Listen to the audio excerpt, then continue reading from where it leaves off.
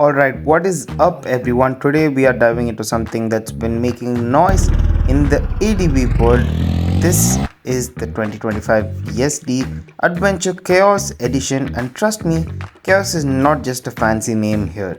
There's a lot going on with this bike. Today we're going to break it down, how it rides, what's new, what's improved, and if it's finally ready to take on big boys like the Himalayan 450 or the KTM Adventure 390. Now, the looks and the design wise, let's start with the design. The Chaos Edition brings in a whole new livery. Now it's darker, stealthier, and it's more sharper. We have a single headlight version and we have a dual headlight version as well, and these new accents are much sportier, modern, and yet has the essence of a YEZDI Jawa motorcycle. It's aggressive, it's rugged, and honestly feels like YEZDI is done playing safe. Now it also gets a tall windscreen with adjustability, new bash plates that's actually functional, and I really like the way the new windscreen is. It's pretty similar to the old Himalayan's windscreen, which I really like. Now we also get hand guards, which is standard, and the tank design is also beefy. They've tweaked the seat too for better cushioning for longer rides. We've also got a TFT screen, which is pretty much similar to the one that was already there. Now they say you get Bluetooth connectivity, navigation, calls, alert. They heard us and they delivered what we wanted. Or it's more of like all the other brands are doing it now, and to stay in the competition you need to provide these features as of now. Now to the heart of the matter, the engine is the same 334cc single cylinder engine, but it's been retuned. The power figures around 31 brake horsepower and torque is at 29.8 Nm of torque. Here's the key difference: the mid-range grunt has improved. The throttle response is sharper. The low end used to be lazy and not anymore. You roll in on the second or third, especially on the trails, and you don't feel like it's about to stall you. The power delivery is, it has a lot of power packed in this engine.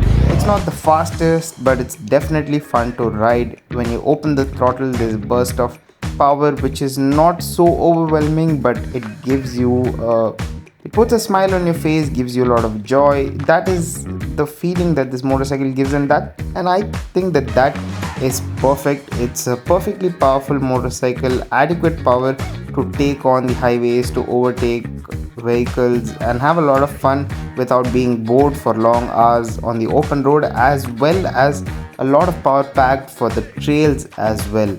We still have a 6-speed gearbox, slightly slicker shifts than before, and yes, slipper clutch is here now. Big plus when you're downshifting aggressively. The rev matching part when you do on this motorcycle, it's really fun to do it. The previous version of this motorcycle had shorter gear ratios, and I feel that has majorly been improved in this. The gear ratio from the first to the second is perfect, so it's not too short and not too long. It's at the perfect length.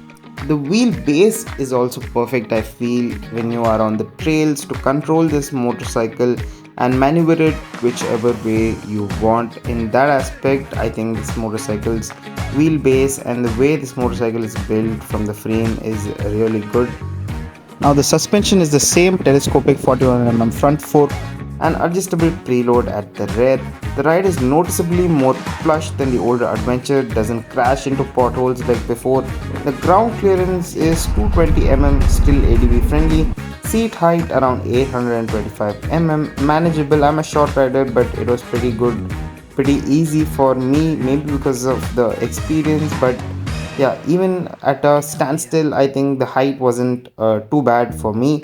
And the brakes, we have the bi-brake calipers, front and rear dual channel ABS. With off-road mode you get rear ABS, which can be switched on and off. When you do sliding, this thing around becomes a proper fun. We get 320mm front brake discs and a 240mm rear brake disc. Now both these performed really well, really crunchy brakes. The motorcycle comes to a standstill from a high speed in a very short time. The brakes are really excellent on this motorcycle. And contributing to this excellent on and off-road performance, we have to say are the wheels. We have 21-inch front wheels and 17-inch rear wheels. The tire size is 90 bar 90 in the front and 130 bar 80 in the rear. Now coming to the Chaos ride vibe, is it just marketing or is there actual chaos here? Honestly, it's better planted now off-road. The chassis feels more rigid, better feedback through the bars, and combined with the retuned engine, it doesn't feel like you're dragging dead weight uphill anymore. Took it through a mix of gravel, light mud, broken tarmac, and it handled all of it without any drama. This bike finally feels like YEZDI's answer to the Himalayan cult following, and this time it's not just talk.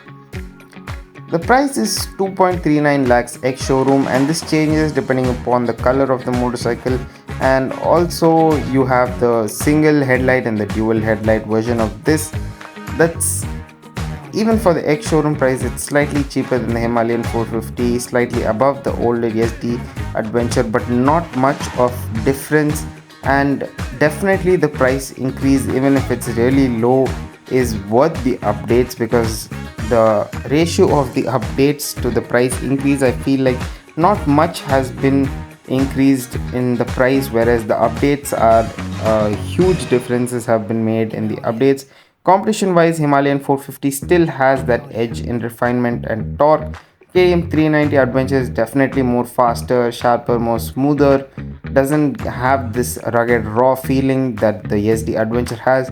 The thing about the YEZDI Adventure is it's more personal, it's more raw, rugged. It's a true retro adventure motorcycle, if you want to call it, and it's not at all overwhelming like the Himalayan 450 or the KTM 390, which makes it a user friendly motorcycle, I have to say. And definitely the mileage is much better on this motorcycle because the output is also comparatively less on this motorcycle. This sits neatly in between these motorcycles. If you want something ADV but raw, mechanical, not much tech, nothing to play around with, just pure motorcycling fun with some real character, the Chaos edition definitely delivers. Final verdict, it's not perfect, the engine still has vibes at higher revs, but YEZDI definitely matured this platform and there's more maturing to come. Chaos ride, controlled chaos, and that's how we like it. Alright, that's my take on the YEZDI Adventure Chaos ride. What do you think? Finally ready to take on Royal Enfield? Drop your thoughts in the comments and I will see you in another video. Until then, keep watching the Vintage Biker and ride safe.